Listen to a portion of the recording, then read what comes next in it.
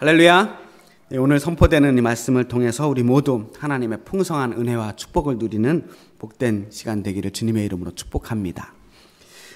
자, 오늘 우리가 읽은 말씀은요, 야곱이 죽기 전에 12명이나 되는 아들들을 다 모아놓고요, 그리고 한 사람 한 사람씩 이 축복 기도를 해주는 그 장면 중에서 특별히 요셉에게 했던 축복 기도의 내용입니다. 이 말씀은 우리가 방금 함께 불렀듯이 야곱의 축복이라고 하는 그 찬양의 배경이 되는 말씀이기도 합니다. 알다시피 야곱은 많은 아들 중에서도 유독 요셉을 사랑했습니다. 너무 편애가 심했기 때문에 오히려 형제들의 시기와 질투를 불러일으켰고요. 그래서 요셉을 노예로 팔아넘기기까지 하게 되는 원인이 됩니다. 모든 사건에는 다 이유가 있고 누구 한 사람만의 잘못으로 이루어지는 일들은 별로 없습니다. 편애를 한 야곱도 잘못이고 또 눈치도 없이 다른 형제들 앞에서 잘난 척했던 요셉도 철이 없었고요. 그렇다고 형제를 팔아넘긴 다른 형제들은 말할 것도 없습니다. 이런 모든 잘못들이 다 만나서 이 가족들은 20년이 넘는 긴 시간 동안 서로 헤어져 살아야 했습니다. 다행히 나중에 어떻게든 함께 만나서 해피엔딩이 되기는 했지만 그동안의 그 안타까운 마음과 간절했던 그 그리움들은 이루 말할 수 없을 겁니다. 특히나 가장 사랑했던 그 아들 요셉을 잃었던 야곱은 그동안 얼마나 가슴 절절히 애끓으면서 그 세월을 보냈겠습니까? 그래서 그런지 야곱은 요셉을 다시 만났을 때 그동안 못다 했던 사랑을 더 주고 싶어 했던 것 같아요. 얼마나 사랑했는지 그 요셉도 사랑했지만 요셉이 낳은 그 손주들은 또 얼마나 예뻤겠어요. 그래서 그 손주들 에브라임과 므낫세를 사랑하다가 아예 양자로 삼아버려요. 그러니까 손자인 에브라임 므낫세를 자기 아들로 삼아서 아들에게 자신이 직접 축복 기도를 하고 장자권을 줍니다. 물론 오른손 왼손 바꿔서 이렇게 장자를 내려주는 축복을 내려주는 에피소드도 있었지만 어쨌든 정말 이게 가능한가? 손주를 아들 삼는 게 가능한가 싶은데 옛날에는 그런 것도 가능했었던 모양이에요. 정말 요셉이 가장 예쁘고 사랑스러웠던 그 어린 나이에 잃어버렸던 그때 다 주지 못했던 사랑을 손주들에게라도 어떻게든 좀 전해주고 싶었던 그런 마음이 아니었을까 생각합니다. 그래서 오늘 우리가 읽었던 이 야곱의 축복, 요셉을 향한 야곱의 축복은 사실상 요셉뿐만 아니라 에브라임 므낫세에게까지 전해주는 그러한 축복의 말씀이라고 볼 수 있습니다. 자, 요셉을 향해서 자신이 가슴속에 담아놓았던 가장 하고 싶었던 축복의 엑기스 중에 엑기스를 요셉에게 내려주고 있는 거예요. 그 자신의 모든 마음을 다해서 내가 줄 수 있는 최선의 축복을 주고 싶은 그 마음이 바로 하나님이 우리를 향해 주시는 마음이 아닐까 생각합니다. 그렇기 때문에 오늘 우리가 읽은 이 말씀, 우리에게 주어진 이 말씀은 이렇게 애틋한 마음으로 우리 한 사람 한 사람에게 복을 주시기를 원하는 그 하나님의 마음으로 읽을 수 있는 것입니다. 그래서 오늘 이 축복의 말씀이 하나님께서 우리에게 주시는 말씀이다라고 생각하고 우리 함께 이 말씀을 들을 수 있길 바랍니다. 자, 그러면 우리 말씀 한 절씩 읽어보겠습니다. 22절입니다. 우리 함께 읽어볼까요? 시작. 요셉은 무성한 가지, 곧 샘 곁의 무성한 가지라. 그 가지가 담을 넘었도다. 아멘. 요셉이 무성한 가지랍니다. 그것도 샘 곁의 무성한 가지. 자, 이 히브리어를 그대로 직역을 하면요, 열매로 가득한 덩굴이래요. 나무가 자라려면 물이 있어야 되는데 바로 곁에 샘이 있으니, 마르지 않는 샘이 있으니 얼마나 가지가 무성하고 열매가 잘 열리겠습니까? 그래서 이 가지가 자라고 뻗어서 담장을 넘어갔다는 거예요. 이러한 삶이 요셉의 삶이 될 것이다. 요셉의 후손들이 이러한 축복을 받게 될 것이다 라는 말씀입니다.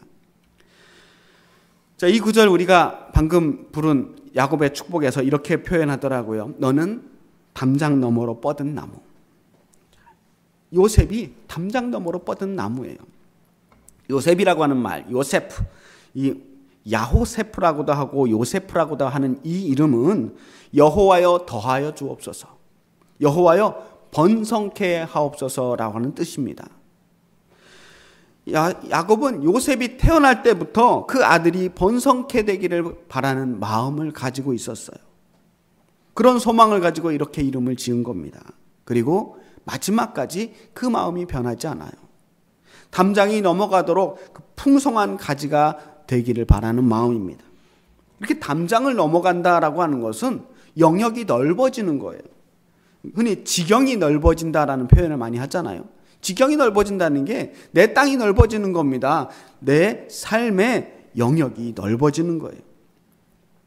자, 나중에 야곱의 12아들이 전부 다 해서 12지파가 됩니다. 요셉 지파는 없어요. 요셉 지파가 없는 대신 요셉의 아들들, 에브라임과 므낫세가 야곱의 양자가 되었기 때문에 각각 하나의 지파를 이루게 됩니다. 자, 요셉 지파, 요셉의 지파라고 하면 이제 에브라임 지파, 므낫세 지파가 다른 형제들보다 2배의 영토를 받게 되는 거예요. 왜냐하면 요셉 지파, 한 지파가 2개로 나눠져서 각각 한 땅을 받았으니까 영토가 2배로 넓어져요. 게다가 이 에브라임 므낫세 지파는 다른 지파들보다 가장 축복을 많이 받아서 그 어느 지파보다도 넓은 땅을 갖게 됩니다. 가장 많은 인구를 가지고 있었거든요. 그래서 실제로 가장 번성하고 가장 큰 힘을 가졌던 지파가 에브라임 므낫세 지파였어요.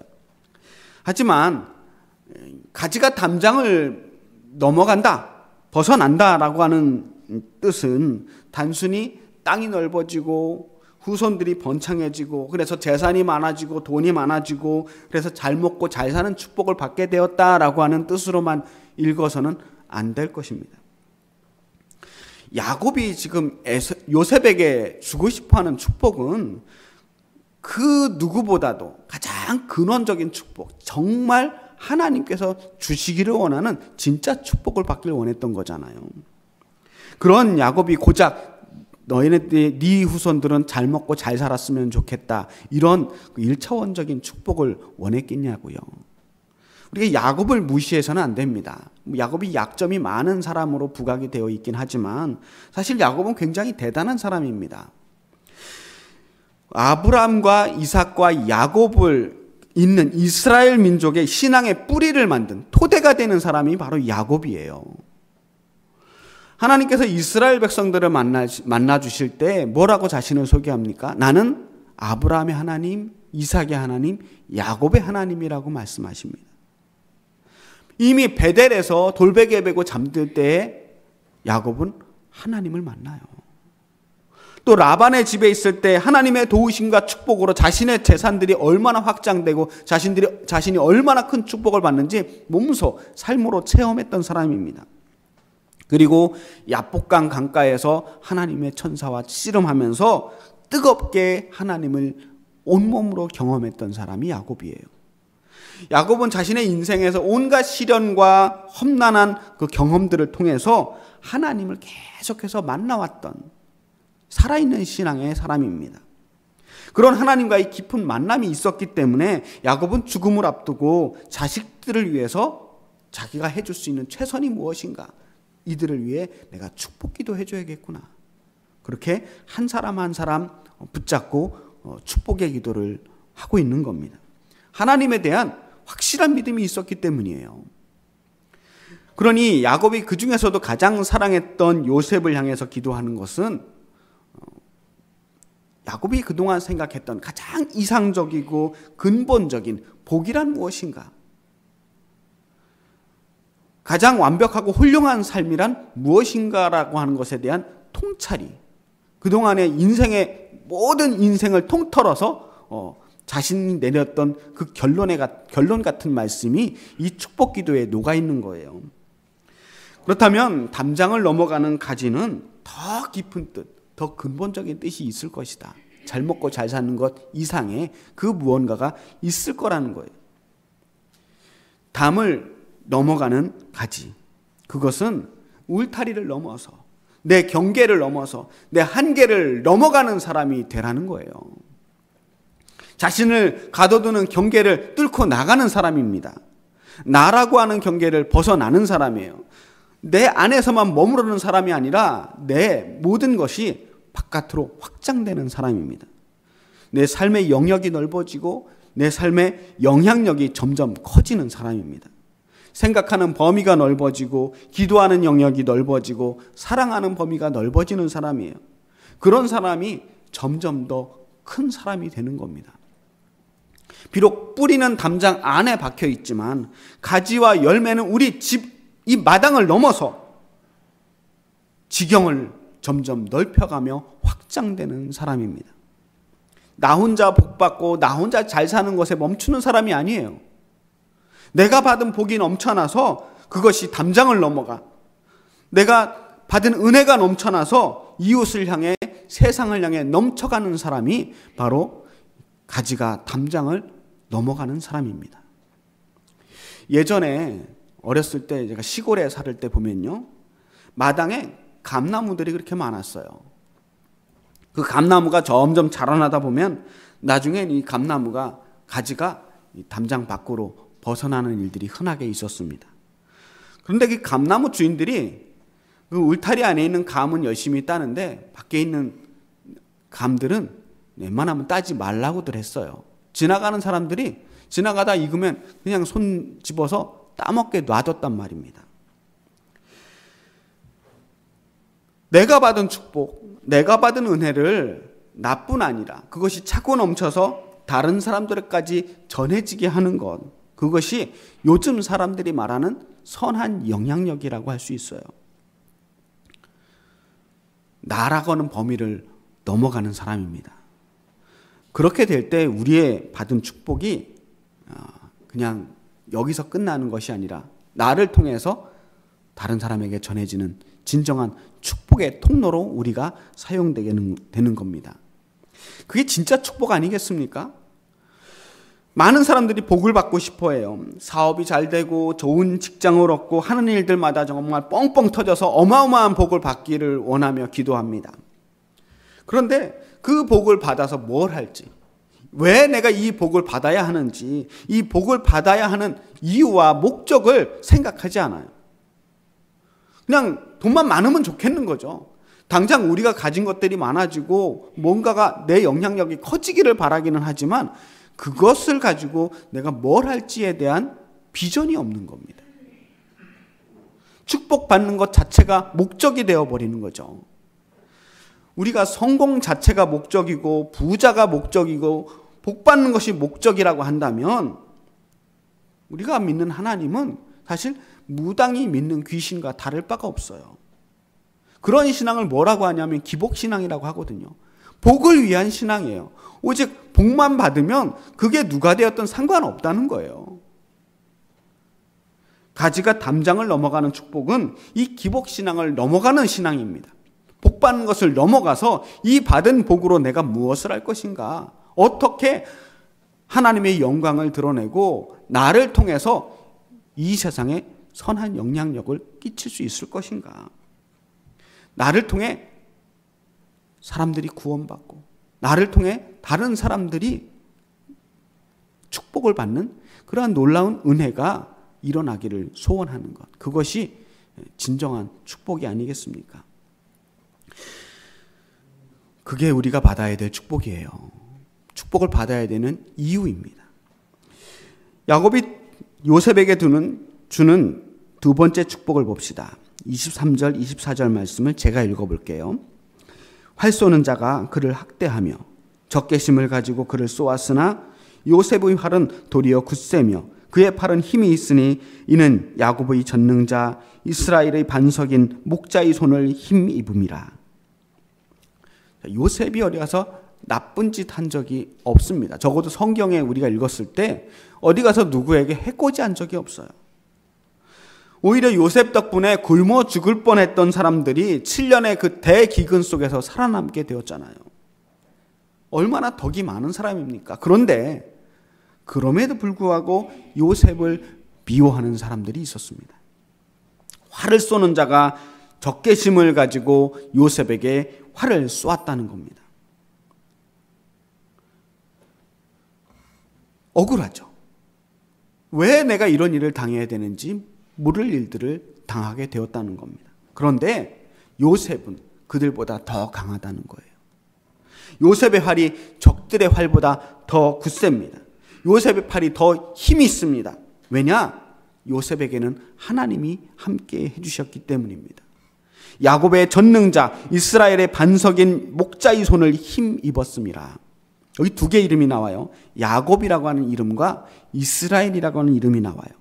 야곱은 야복강에서 천사와 씨름한 후에 이스라엘이라고 하는 새로운 이름을 입어요.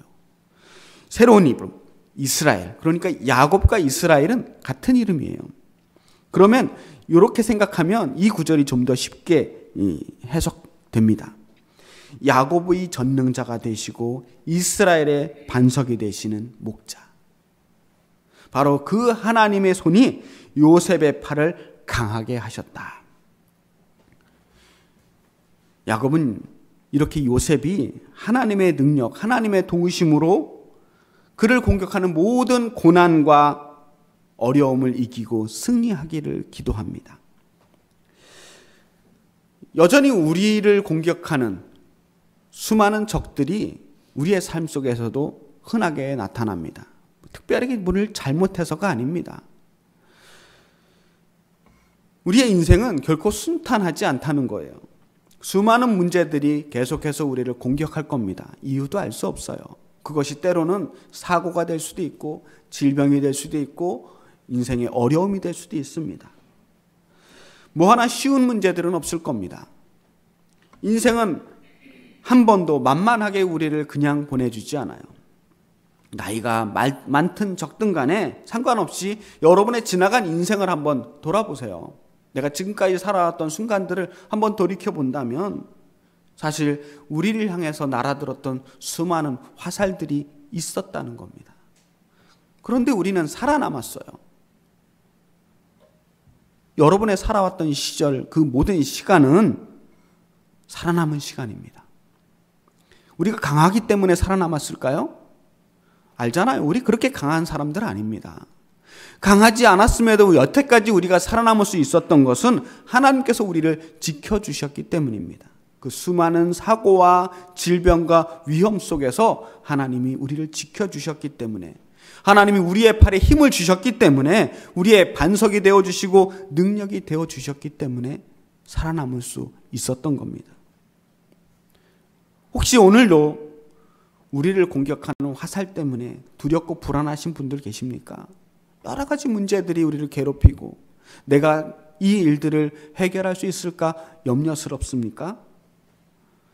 여전히 우리는 연약하고 불안한 존재지만 그럼에도 우리의 힘이 되어주시고 반석이 되어주시는 그 하나님께서 우리를 지켜주실 줄 믿습니다. 주님의 크신 팔로 우리를 품어주시고 우리를 대적하는 그 모든 악한 세력으로부터, 모든 문제와 모든 화살로부터 이길 수 있도록 우리에게 힘주시는 분이 하나님이시라는 거예요. 이 얼마나 든든한 말씀입니까? 이 말씀이 야곱이 요셉에게 주는 두 번째 축복이고 또한 오늘 우리에게도 동일하게 선포되는 축복의 말씀인 줄 믿습니다. 마지막 세 번째 구절 한번 보겠습니다. 내 아버지의 하나님께로 말미암나니 그가 너를 도우실 것이요 전능자로 말미암나니 그가 내게 복을 주실 것이라. 위로 하늘의 복과 아래로 깊은 샘의 복과 젖먹이는 복과 태의 복이로다. 아멘. 야곱은 정말 온 힘을 다해서 그가 구할 수 있는 모든 복을 요셉에게 짜주고 있는 거예요. 위로 하늘의 복, 아래로 깊은 샘의 복, 젖먹이는 복과 태의 복을 구하고 있습니다. 위로 하늘의 복은 어떤 복이에요? 하늘에서 내려오는 비와 이슬의 복을 하늘의 복이라고 말합니다. 그럼 아래로 깊은 샘의 복은 지하수 같은 깊은 물의 근원에 관한 복입니다. 이 비가 잘 내리지 않는 이스라엘에서 가장 귀한 것은 뭐냐면 물이에요. 물처럼, 풍요로운 물처럼 큰 축복이 없단 말이에요. 필요할 때에 이른 비와 늦은 비를 내려주시는 그 하나님. 이 사람들은 그 잠깐 내리는 비로 1년을 살 수가 있어요. 하나님의 축복이 아니면 도저히 살 수가 없는 존재들이 이 사람들이었어요. 메마른 광야에 어디를 가도 시냇물이 보이지 않는 그 허허벌판 광야에서 어쩔 수 없이 물을 구하기 위해서 우물을 팝니다. 광야에서 우물은요, 아무데나 판다고 물이 나오는 게 아닙니다. 우물을 파기 위해서는 적어도 20m에서 30m의 땅을 파야 한다고 했습니다. 옛날 제대로 된 기구도 없이 20-30m를 파야 되는 거예요. 그런데 그렇게 파도 물이 나온다는 보장이 없습니다. 많은 경우 물이 나오지 않아서 다시 다른 곳을 파야 하는 경우들이 생깁니다. 그러니 깊은 우물을 팠을 때 거기서 샘물이 솟아나온다면 얼마나 감사한 일이겠어요. 하늘의 축복과 깊은 샘의 축복은 우리의 삶을 메마르지 않게 하늘에서 끊임없이 은혜를 내려주시는 그 샘처럼 솟아나는 그러한 은혜를 풍성하게 채워주시는 하나님의 은혜를 말합니다. 필요할 때, 가장 필요한 순간에 단비처럼 내려주시는 하나님의 은혜. 내 인생에 모든 힘이 다 빠지는 그 순간에도 끊임없이 솟아나는 하나님의 샘물 같은 은혜가 우리의 삶에 있다는 겁니다. 그리고 젖먹이 있는 축복과 태의 축복은 자손에 관한 축복이에요. 자녀들에 대한 축복은 모든 부모들의 한결같은 마음입니다. 자손의 번성은 요셉 지파의 번성일 뿐만 아니라 이스라엘 민족의 번성이기도 합니다. 하나님께서 아브라함을 맨 처음 불러내실 때 약속하시잖아요. 내가 너의 자손이 하늘의 별과 같이 강의 모래알같이 많게 해주시겠다. 이 축복과 이어지는 말씀이 바로 이 태의복과 젖먹이는 복입니다. 우리 최근에 우리나라 출생률이 0.7명이래요. 0.7명이 되었다고. 세계에서 가장 낮은 수치이고 역대 최저의 출생률. 그 어느 곳에서도 볼 수 없는 최악의 출생률이라고들 걱정합니다. 사람들의 수명은 점점 길어지는데 젊은이들이 자꾸 줄어드니 이 사회가 불안해지는 거죠. 과연 이 나라가 계속 지속될 수 있을까 하는 염려들도 있는 거죠. 이미 우리나라는 고령 사회를 넘어서 초고령 사회로 진입하고 있습니다. 이 상태가 된다면 조만간에 환갑이 되어도 젊은 축에 들어간다는 소리가 나올 겁니다. 아니 실제로 시골에서는요, 60 넘은 사람들이 청년회장하는 경우들이 흔하게 있어요. 심지어 지난 16년 동안 인구 증가를 위해서 정부에서 쓴 돈이 280조 원이랍니다. 그걸 그냥 국민들에게 다 나눠줬으면 오히려 더 좋지 않았을까 하는 생각이 들 정도예요. 어쩌다가 우리 사회가 이렇게 되었을까? 사실 이유는 너무 간단하죠. 아이들을 키우는 게 불안하기 때문입니다. 이 사회가 안심하고 아이를 낳아서 키울 자신감을 주지 않아요. 경쟁은 너무 심한데 미래도 불안합니다. 아이를 무조건 낳으라고 하는데 낳으면 뭐합니까? 자기들이 키워줄 것도 아닌데. 아이를 키울 게 너무 막막한 거예요. 엄청난 사교육도 문제고 입시 경쟁, 취업 경쟁, 결혼 경쟁, 넘어야 될 관문들이 너무 많아요. 요즘 결혼시키는 비용 어마어마합니다. 그냥 식만 치른다고 되는 게 아니에요. 집값은 또 얼마나 어마어마합니까? 그리고 결혼시켜주고 나서도 자녀들 맞벌이하면 손주도 봐줘야 되는 그런 시대. 그러니까 이 자녀를 낳는다라고 하는 것이 보통 용기로 가능한 일이 아니라는 겁니다. 이런 시대에 젊은 사람들이 말이야 결혼 안 한다고 이래가지고서 어떻게 이 나라가 될 거냐고 젊은 세대를 향해서 뭐라고 할 수 있는 상황이 아니라는 겁니다.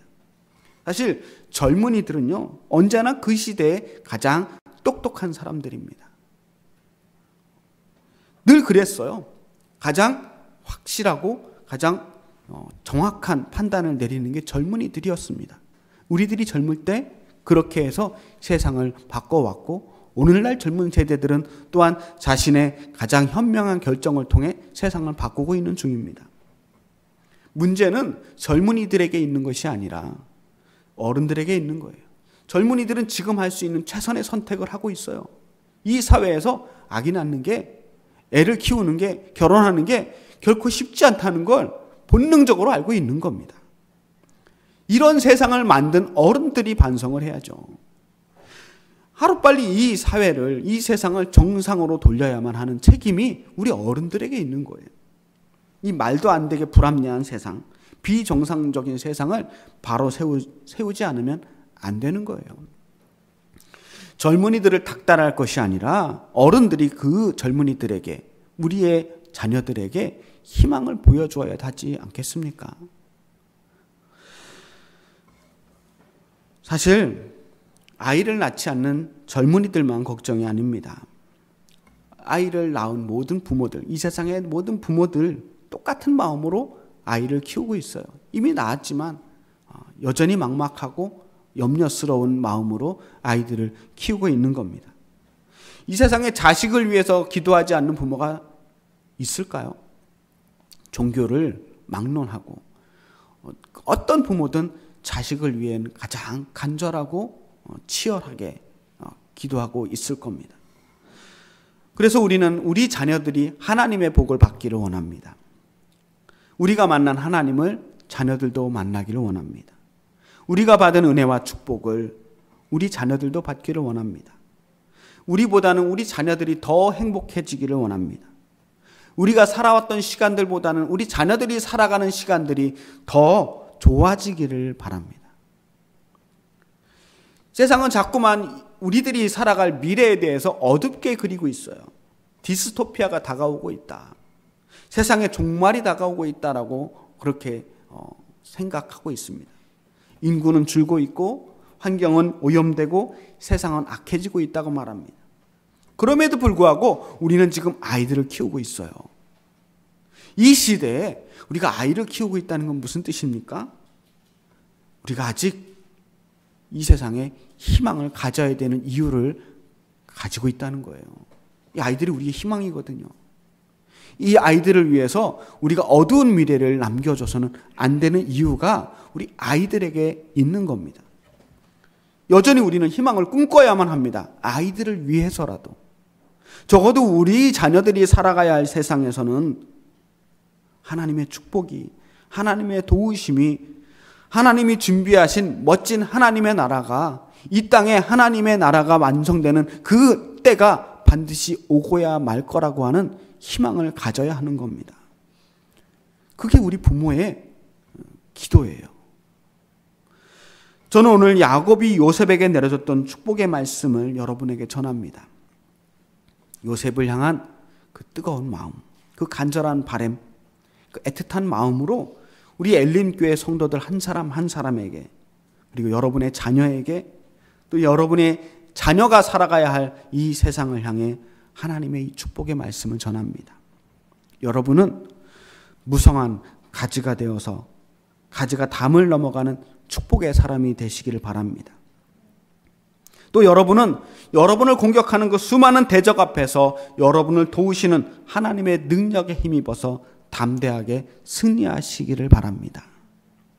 그리고 여러분을 도우시고 복 주시는 그 하나님께서 하늘의 복과 깊은 샘의 복을, 또 젖먹이는 복과 태의 복을 주셔서 우리의 자녀들이 우리보다 더 행복한 삶을 살기를, 우리의 삶이 메마르지 않고 풍성하게 채워주시며 우리의 모든 세대가, 우리와 우리의 자녀들이 하나님의 복을 풍성하게 받아 누리는 그 축복의 사람이 되시기를 주님의 이름으로 축원합니다.